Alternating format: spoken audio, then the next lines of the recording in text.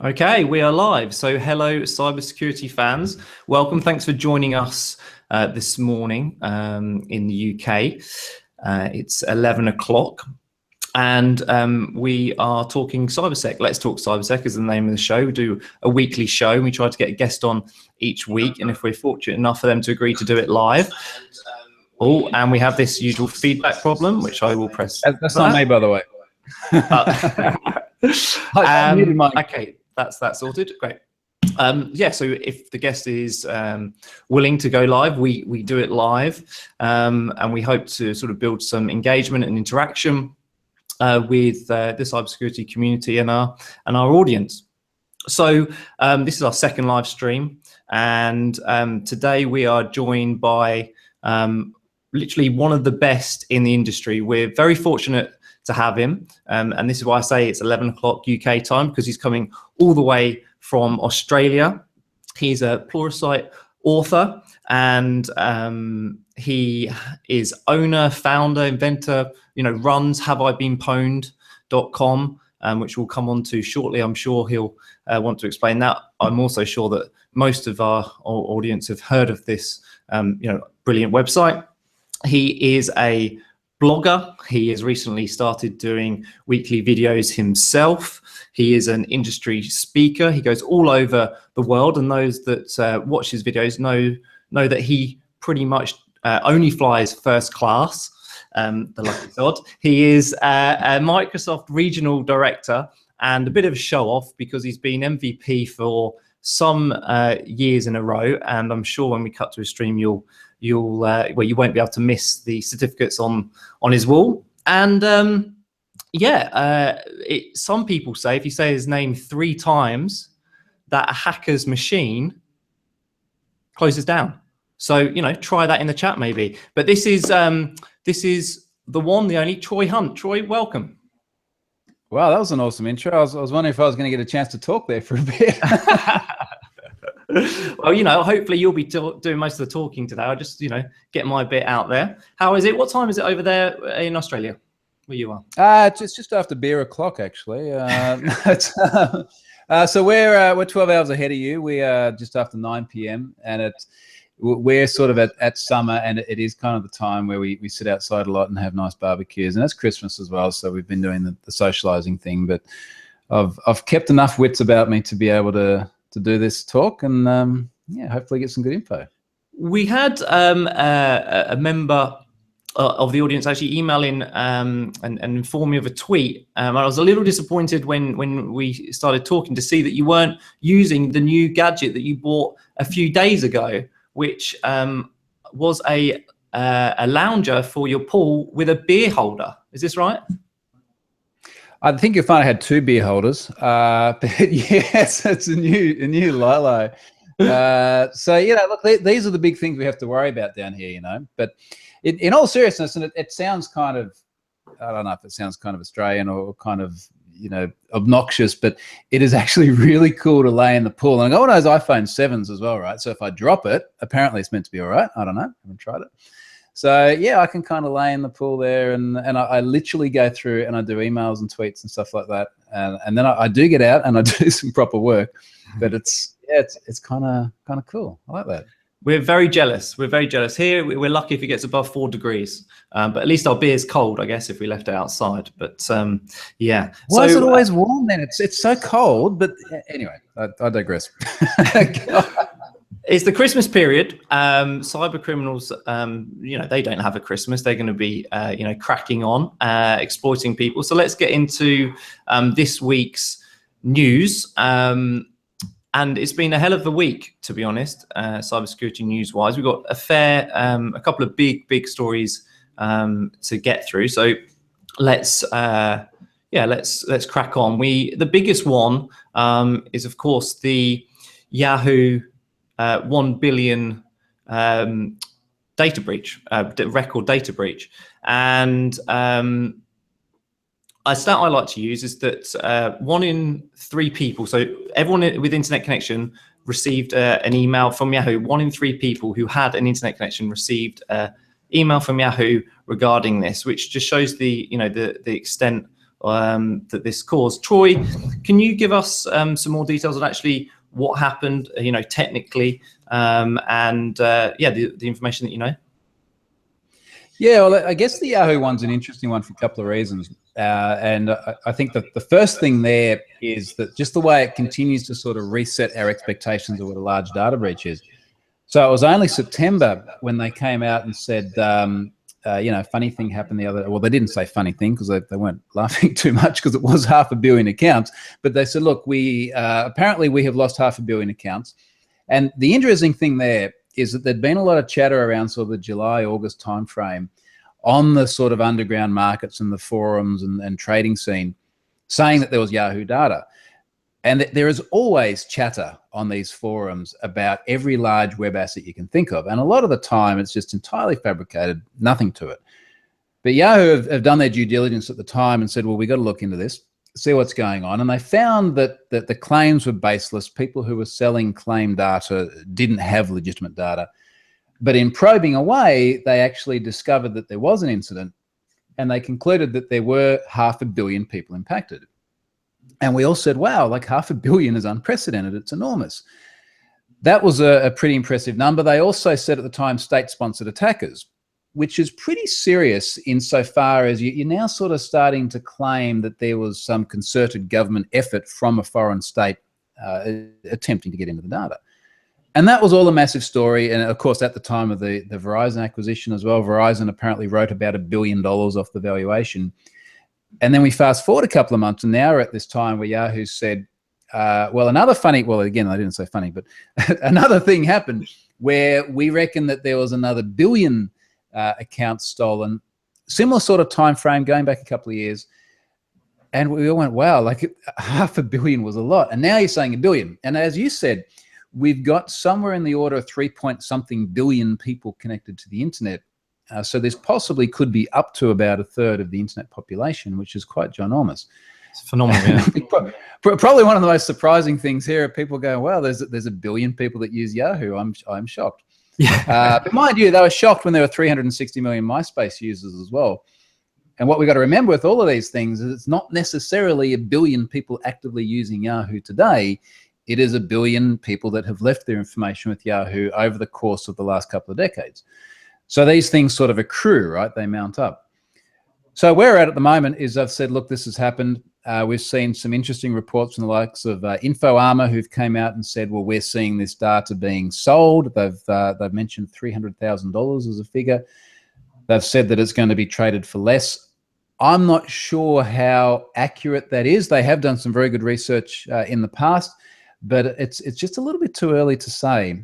And interesting as well, last thing on Yahoo here is Yahoo Hack version 2 2016 edition was apparently not attributed to a state sponsor. They think it was a separate incident to Yahoo version 1 2016 edition hack. so the really concerning here, or rather concerning thing, is that we're seeing them say we have had multiple incidents that were unprecedented in size, that were independent, i.e. we keep getting owned over and over again, big time. So let me get this right, because I've been hearing back there.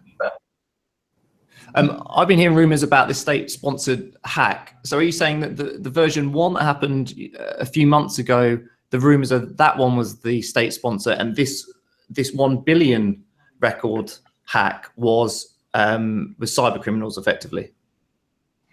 Well, to be clear, it's not so much rumors as opposed to Yahoo making claims. So Yahoo claimed several months ago when they reported on the 500 million one, they said it was state sponsored, which is a pretty serious claim. Yeah. There are also people who said saying it's state sponsored is a little bit like saying the dog ate my homework. You know, it's like a little bit, we got hacked, but they were really, really good and they had a lot of money, you know? Yeah. Now, we haven't seen that attribution this time. And yeah, whether the insinuation is cyber hackers, for want of a better term, or however they want to phrase it, criminal objectives, is not quite clear. Obviously, if you did have 1 billion Yahoo accounts, you are sitting on something rather valuable, and there would be pretty serious financial upside to it. But they're not claiming state sponsored like the last one. Interesting. We we often hear when companies like TalkTalk, etc., get hacked, they come out and say, "Oh, it was a sophisticated attack," you know. And like you said, the dog ate our homework. You know, it's just sophisticated, so we weren't to blame. But actually, you know, when you dig a little deeper, some of the security fundamentals weren't there, and it wasn't all that sophisticated after all. We've got a lot of comments in the chat. Thanks for engaging with us, guys. We've got Graham Cluley, who joined us a couple of weeks ago live. Thank you for joining us, Graham. He is, I think, getting his own back on me because I did throw a couple of insults his way in the intro, and a couple of people saying, I hope that the intro isn't as cringe as it was last time. Hopefully not, guys. We have people trying to crash hackers' machines. Yes, scary stat if half the internet have Yahoo accounts, smiley face by Lee Dalton. Very true. And yeah, we have Martin Hepworth here. Are Yahoo actually removing data, or is this dormant accounts that make up the difference? Troy, not sure if you can see that. Can you see his question? Maybe you can give Martin some idea on that. Yeah, let me see here, Martin. Given the number of users lost versus how many users Yahoo say they have, how do these numbers add up? Are Yahoo actually removing data, or is this dormant accounts that make up the difference? So it's an interesting thing here in that because storage is so cheap now, we see organizations really reluctant to remove data. You know, and I often sort of picture this mythical marketing manager who's saying, just keep all the things, you know, make it as easy as possible, get as many people in as possible, let us keep all this data because we never know how we're going to want to mine that or do something else later on. Now, I would imagine that unless you had actually gone out and actively deleted your Yahoo account, that data is still going to be there. I would also imagine that, as we've seen in many cases before, Ashley Madison, even if you do delete your data, it doesn't mean that you delete your data. Yeah, yeah. We've got Donster who's saying, so the state-sponsored attack, or version 1, as you've just named it, decided to leave the other half of the accounts free. But I'm Troy, have you got any views on that? Well, I think maybe where you're going here, and it's an interesting sort of angle on it, is if state-sponsored hackers got in and they got $500 million, and then other hackers got in and they got $1 billion, like what happened to the state-sponsored guys? Did they not get the whole lot, or you know what went on? And yeah, this is the problem in that we don't have a lot of detail about what happened. So Yahoo have said, look, we lost a whole pile of accounts. They're not saying how it happened. We're not getting much detail at all. Now, look, I mean, very often after these incidents, organizations are reluctant to talk details, particularly the larger, more traditional organizations. And I think we can put Yahoo in that. Yeah, compared to the likes of, say, I wrote about Ethereum yesterday. They, the sort of blockchain contract folks, they got their forum owned a couple of days ago, and they were relatively transparent in terms of saying, look, we had an issue with social engineering. It got the accounts for someone who got into here that then got into there. And, you know, look, that sort of stuff is really interesting, but we don't tend to get that from the likes of Yahoo, unfortunately, with this incident. So, yeah, look, I'm not sure how those numbers add up. I would love them to explain it. Good luck getting straight answers out of them. It is an ongoing investigation. Law enforcement is involved. We can't disclose anything more about it. We take your security seriously. Next question. That's what it'll be, right? Well, my next question is for you. So you've got you set up haveibeenpwned.com, and well, first off, do you want to just give? I mean, I'm sure most of the viewers know what Have I Been Pwned is, but do you want to just briefly explain, you know, the concept? Yeah, so Have I Been Pwned is a service I set up just over 3 years ago now, when we were just after the Adobe breach. I think Adobe was about October 2013, 152 million odd accounts. I was seeing other incidents where I was doing analysis and writing at the time, where it would be like, look, you know, we're seeing people across multiple breaches use the same credentials. We're seeing interesting profiles being built up based on different data attributes lost in different incidents. It'd be cool to have a service where you could actually search for this and get a, you know, a picture of everything that's going on. So I set that up a few years ago, and then over time, just built that up and kept firing data in as it starts to circulate in a way that's obtainable. And it's now to the point where it's a couple of billion accounts, and obviously there's been a large number of incidents that have popped up, particularly this year, that have gone into it. So if you haven't looked before, you can go to haveibeenpwned.com. Put in your email address and it will tell you where you've been found. And then it does things like there's notification services and APIs and stuff like that. Has it been more successful than you thought when you initially launched it? Because you launched it on pretty much a coffee, in your own words, a coffee budget. Yeah, I still run it on a coffee budget. I will say I have started to have to drink really, really good coffee to keep it on a coffee budget. But in fairness, actually, it goes up and down, and it's all sitting on Microsoft's Azure platform. So it's all doing all the cloudy things, which includes the cloudy scale stuff, which means you pay for what you use. So if I have really, really busy periods, either busy because I'm loading a lot of data and I need extra compute resources, or busy because it just gets large amounts of traffic, it costs me more money. When it's quiet, it costs me less. And then as I go along, I sort of refine the whole system, and the objective I always have is to try and keep it at that coffee sort of budget. And just to put that in raw number terms, that's probably within about $5 or $6 a day. Now, I don't always do that. Sometimes it's been up into the hundreds of dollars in a period of a month. It's never been more than hundreds of dollars in 1 month. And look, that's, to me, it's been interesting in terms of providing the service, but it's also been really fun to actually build something that does get millions of requests a day, that you have to sort of deal with issues like DDoS and sudden influxes of traffic. And that's given me a lot of material to write about, and I think people have found it sort of interesting, that the sort of data breach thing aside, just how to sort of build and scale one of these systems as well. So from when your expectation, has it surpassed what you were looking for? Oh yeah, I mean it's surpassed it in every way. I mean, I originally wrote it on an airplane to the Philippines because I was bored. Were you flying first class? No, I probably would have been halfway up. And let me just correct you on the first class thing. The only reason I've ever done that is because I can't do anything with my bloody frequent flyer points. So that's my excuse. I'm sticking to it. But no, look, it would have been a business class seat. And as I've said in the blog post, the reason I do that is because I actually get a lot of work done on a plane. And there's an interesting thing that happens on an airplane, most airplanes, which is that you have no internet, and you actually get a lot of stuff done.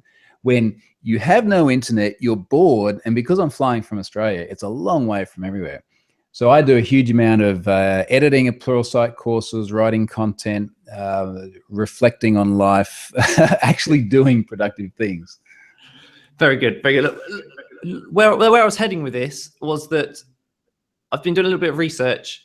For $20,000 US, I think it is, you can buy on the black market, I believe, the 1 billion accounts. Are you is your coffee that good that you can stretch to purchasing that, or are you going to wait for a very, very nice man to send you it? Well, the first thing is I'm always suspicious of every claim about anyone having any data breach. And honestly, until I see data and until I see information that gives me absolute confidence it's legitimate, I wouldn't trust it. There are a lot of people out there that will take your money in return for breach data, trust me. But the other thing is I have never paid for data for Have I Been Pwned, and it's not because I'm trying to be cheap about it, but because I don't think that incentivizing people who are breaking into systems is the right objective. Now, for me, in running this service, look, the ultimate objective is always to try and raise the security bar, either the personal awareness side of things or organizations better protecting their assets.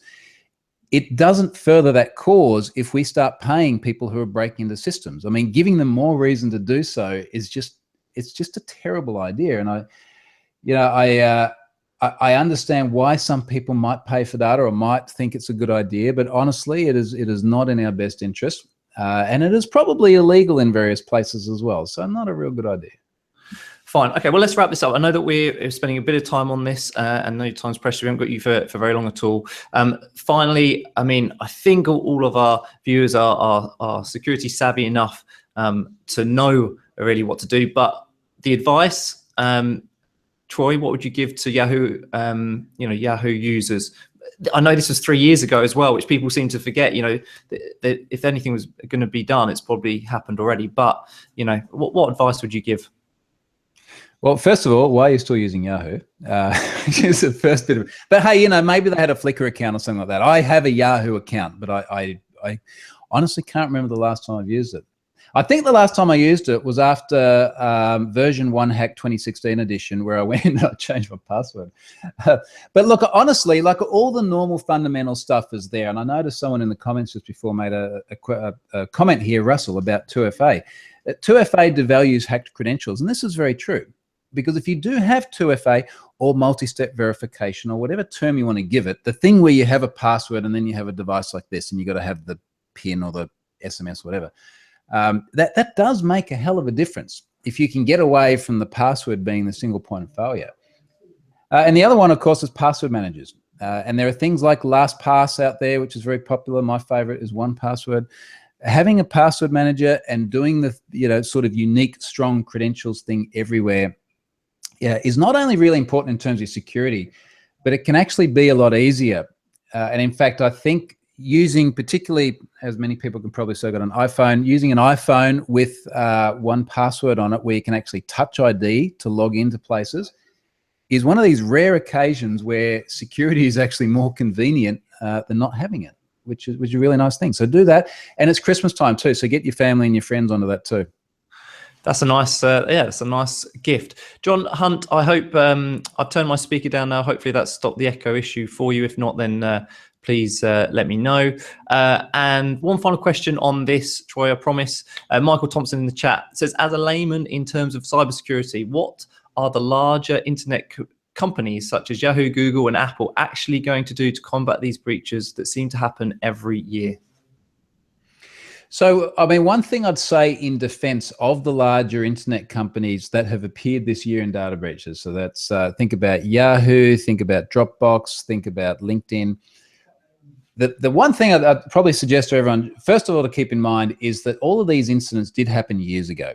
And one thing that's a bit unfortunate for them is that we're taking their practices of 2012, 2013, and we're assessing them by 2016 standards. And it doesn't sound like a lot of time, but certainly our tolerances to things like what are appropriate password hashing algorithms have really fundamentally changed. We've had a massive influx of moving to adaptive algorithms like bcrypt, for example, compared to several years ago where you go, it's salted SHA-1, it's kind of okay. We know it's getting a bit stale. So I'd be a little bit tolerant there. The other thing is that these organizations, you mentioned Google, take someone like Google, have a bit of a think, for those of you with Gmail accounts, of all the different security controls that sit beyond just the username and the password. So the number of times you log in and they'll say, you don't normally log in from here. Maybe you're somewhere else. This isn't the browser you normally use. Or you'll log into something like Amazon and they'll have just a little bit of suspicion about you. They'll let you log in, but they won't let you actually purchase something until you perhaps provide a second factor of authentication or do something else. So what's interesting about all these organizations is the additional layers of security that they put behind the veneer that you see, which is what's your username and password. So they definitely are doing very positive things, but clearly we've still got a way to go as well. Brilliant, Troy, thank you. Let's move on because we could talk about that for some time. Apologies if you asked a question there or comment, we didn't get to it. I want to move on to something that made mainstream news, and that was Barack Obama coming out and effectively accusing Russia of hacking the US election process, basically, and painting Hillary in a bad light, effectively. I don't really know the full details of what they have meant to have hacked or the disruption caused. Trump is obviously kind of denying this, and I think Obama's waiting for the full report to come back. But he has unequivocally come out and said that they have been that Russia did hack, did hack them or did hack the US election. So Troy, can can the guys be absolutely certain that Russia did do this? Oh, geez, it's politics. And, you know, here's the first thing, like, you got to take all of this with a grain of salt, because let's face it, when it comes to politics, what we've seen, both where you are and in the US, and by the way, thank you in the US for actually making Australian politics look sane in 2016. But you know, when we see incidents like what's happened in the US, I'm just always conscious that there are a lot of agendas at play here. You know, Trump certainly got his agenda. We know that the DNC got their agenda as well. Now, having said that, it is a really curious thing to start to say that one nation state might try and influence the politics and the election process of another sovereign state using the cybers. Now, this is not something I think we've seen to this degree before. But everyone's sort of very concerned about, you know, online warfare and all this sort of thing, which is a very valid concern, because let's face it, there's a lot of valuable stuff online now. And it does look like there were a number of very suspicious things that happened. The problem is that we're not going to get much detail on it, because a lot of them don't want to disclose the mechanisms by which they know what's going on. Now, you know, this was the same sort of thing even when we saw the Sony hacks, where they blamed the Republic of North Korea. You know, like, look, they're broken, and we didn't really want to tell you too much about the fact that we were monitoring them and we could see what DPRK was doing, but we kind of knew what they were up to, but we don't want to tell you too much. So the problem is whilst they can't give detail, everyone remains a little bit skeptical. Everyone remains a little bit skeptical because there are so many political agendas at play. I think probably the bigger issue here is it's not going to change the result of the election. You know, we're going to have Trump wander in sometime next month, and then there'll be a different set of priorities, and maybe we won't see these claims happen again because he's a little bit friendly with Russia, and there's your politics at play.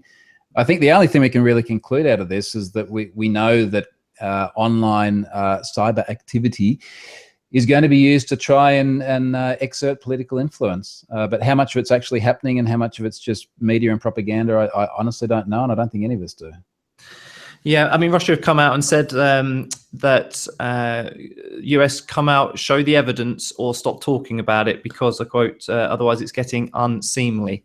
Perhaps, you know, perhaps this is the start, you know, who knows, you know, cyber war. You know, this is stay tuned. It could be I think when Russia starts to say something is getting unseemly, it probably is starting to get very unseemly. You know, like that is a different yardstick they're working to. But it is a fair point. This is kind of what I was saying. Like, without facts and without detail, and it's just like, we don't like what you guys did. We can't say why. You know, like that is not a lot of tangible stuff to grab onto, is it? No, maybe just a bit of sore losing going on, but who knows? Stay tuned. I'm sure Obama will come out with more in a bit. Right, let's part the politics. We've you know, we're in the festive season. Let's not get bogged down in all that nonsense. We want to move on to our final topic today, which is last week Popcorn ransomware broke, and for those that don't know, it's a new strain of ransomware. Works exactly the same as the types of ransomware we've been seeing. Affected on your computer, files get encrypted, and the ransom comes up. They're asking for about 1 Bitcoin, which is in the UK about 620 pounds to release. But this time they have given a new option for the end user. And dare I say it, the gamification of malware, where if the user sends out the malicious file, and they get 2 of their contacts, friends, colleagues, whoever it is, to be infected too, as well, they get let off the ransom. So infect 2 other people, and you'll get a free decryption code. So pretty interesting stuff. Troy, how do you see this ransomware? Do you see this actually helping the cyber criminals get the ransomware out there even more than what they're doing? So it's kind of hard. I mean, as evil as it is, it's just kind of hard not to be just a little bit impressed, right? Because it's like the perfect union of a ransomware scam and a pyramid scheme. You know, like, you get 2 of your friends, and then if they get 2 of their friends, they get 2 of their friends.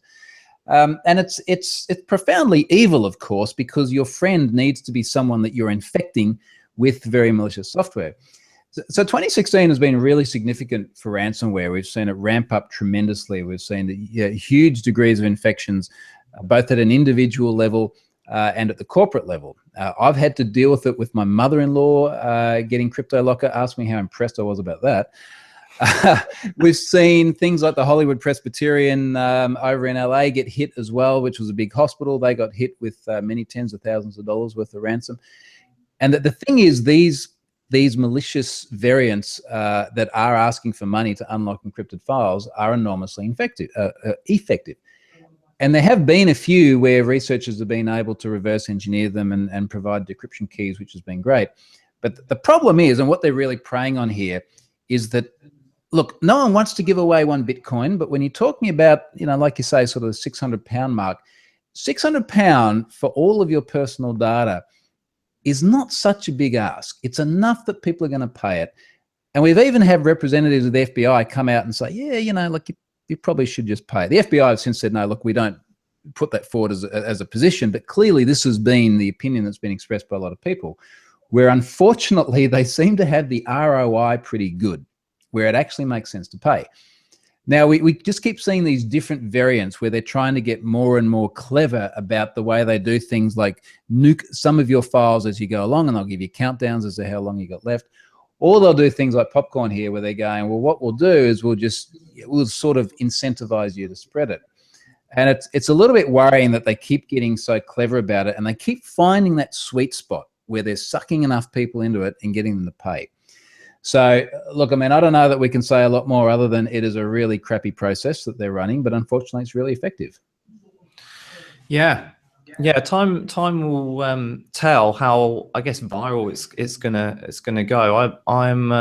We actually did an experiment in the office, and we're making a video on it now, where we actually used sweets. We used chili flavored sweets, and we infected one person, and they had the choice of either eating that or passing it on to two colleagues, and seeing how quickly it spread. And within about an hour, the whole office ended up with what we called ransomware. So it was interesting, and I think there's some mileage in it. As Russell Fitzpatrick says in the chat, innovation in business models, and I think he said that in jest, but I mean it's very true. It's a very interesting play by the cyber criminals here.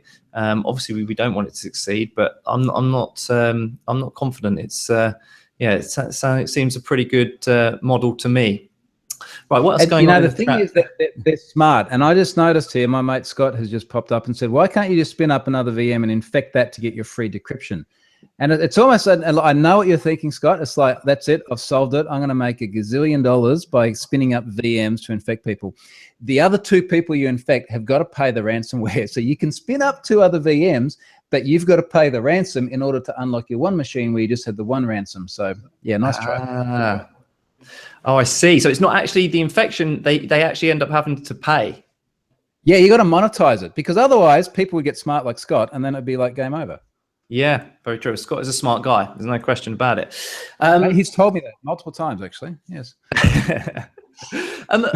My final question on this is personally, I want to know about the way they're tracking that. Like their referral link, if you like. Have you got any details on that? Because I find it hard for them to be able to, I guess, track who's passed it on, which machine has been infected, and and who's paid via which, by which link, by which bit of malware. Yeah, look, I haven't looked at how Popcorn Time is working that way, but I guess as sort of technology people, we could speculate that every individual has some form of identifier. If they're going to do a referral, then it's going to be somehow foreign keyed back to them, and they'll be able to track that you have referred these X number of people, and they have paid ransom. Therefore, your parent identifier gets unlocked. So, it seems logically like a pretty hierarchical sort of structure. I imagine that the implementation of it was probably not the hard bit. It's more whoever's been out there drinking enough vodka to come up with these crazy ideas that are actually pretty clever. Troy, that's I know it's getting late where you are, so and I know we used up way more of the time than I promised you. I hope that you've enjoyed it, and you may consider coming back in the new year to do another one of these, especially with a week with so much great news. It's been fantastic to have you on board and give your opinion and expert knowledge on it. So on behalf of everyone at Foursys and everyone watching, thank you for joining us. Cool. And hey, thanks very much, guys. I'm actually going to be over in London in a few weeks, and it's yeah, it'll be good. I'll come over. I'll be cold with you. We'll drink some warm beer. Be nice. Well, look, make sure you guys follow Troy on YouTube. It's troyhunt.com is his channel. Large following on Twitter, following there, and you've got troyhunt.com for his blog, and he releases some excellent articles consistently. So yeah, check that out. And we often like to end Let's Talk CyberSec with question of the week. And today I want to ask, if you're a Yahoo user, are you going to be deleting your account? So Troy, first off, are you a Yahoo user? I have a Yahoo account. I can't remember why. You know what? I think it was for like Yahoo groups or something back in the early 2000s, and probably for Flickr as well. And I won't delete the account because that's not going to change the fact that someone grabbed it probably twice several years ago. Brilliant. So are you going to be logging in and deleting your account? Or are you just going to leave it dormant? No, look, to be honest, I don't think there's anything in there. And again, like, is it a delete, or is it an Ashley Madison delete where all your data? And I didn't have an Ashley Madison account. I'm just saying that's what I've heard people say. Yeah, of course. Yeah, that's what you've heard. Yeah. So, no, look, I mean, honestly, I don't know what I'm going to use it for in the future. I don't think me going and deleting it now is really going to make any difference. It would have been a 1Password generated password, assuming the incident happened when they say that it did several years ago. So the chances of them actually breaking through that and getting into the account and finding anything useful are pretty much zero anyway. Brilliant. All right, Troy, thanks ever so much. Thank you, everyone who tuned in today. I hope you all have a wonderful Christmas, and please remember to stay cyber safe. Until next year. Speak to you soon.